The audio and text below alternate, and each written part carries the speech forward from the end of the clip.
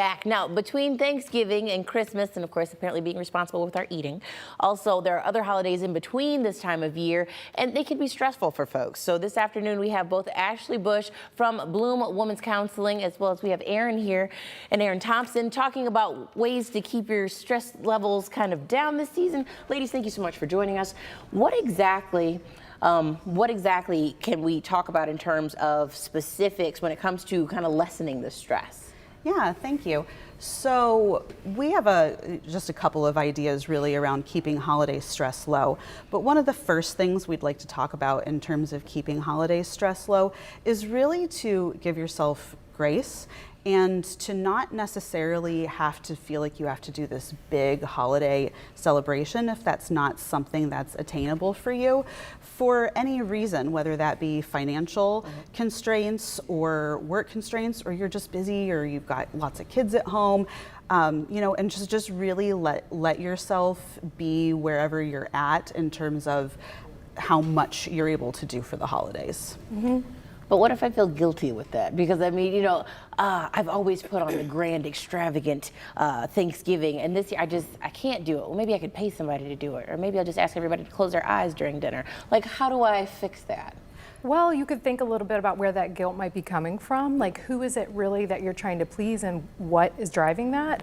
And then reminding yourself of the reason for the season. You're there to be with your loved ones and to reconnect and to have fun moments, but maybe it's not so great if you're not having fun, And the holidays aren't necessarily about food. I know a lot of us really think that they are, and we really look forward to that, but the holidays are actually really about who you're with and also what we're gathered together for, which is to, spend time together and be grateful for this time of the year, for what's happening on Thursday or later on in December, just really to remember why you're gathered together.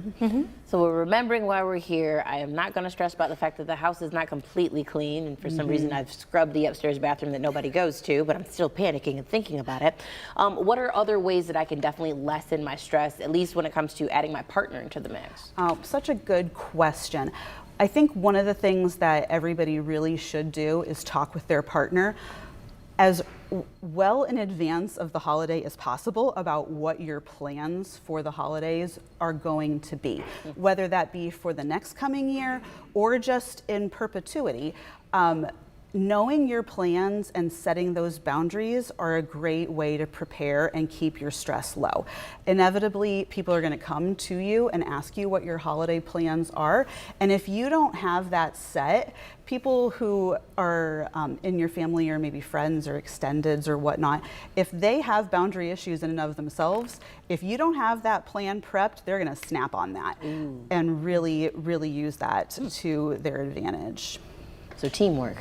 Definitely. No, let's say that, for some folks, but grandma just doesn't understand, okay? Grandma just wants to know, why do I look so large? No, grandma, I'm not pregnant. I'm just a little bit heftier than usual. How do we gauge that? Because sometimes folks think or see a holiday gathering, sure, it's a time we want to be together, but we've got that one family member that loves to nettle, that loves, like you said, attached to.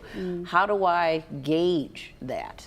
Well, if you know ahead of time that could be a problem, thinking about what reasonable boundaries you might put in place and make a plan. If there's a certain family member that maybe we don't get along so well, make a plan to, okay, if I'm getting overwhelmed, I know I can go in the other room and just sort of take a few minutes, or I can go talk to this family member, they understand, and they'll help me feel better.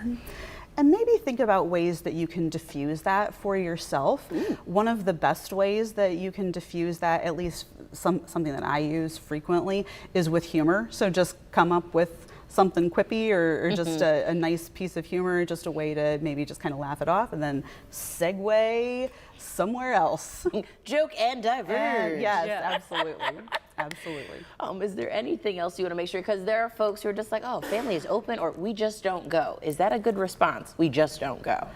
Whatever you think your plan, that's certainly your prerogative to not go to holiday events if that's not something that you're comfortable with. That's where I think just having these good boundaries and this pre-made plan is really helpful. What are your thoughts on that?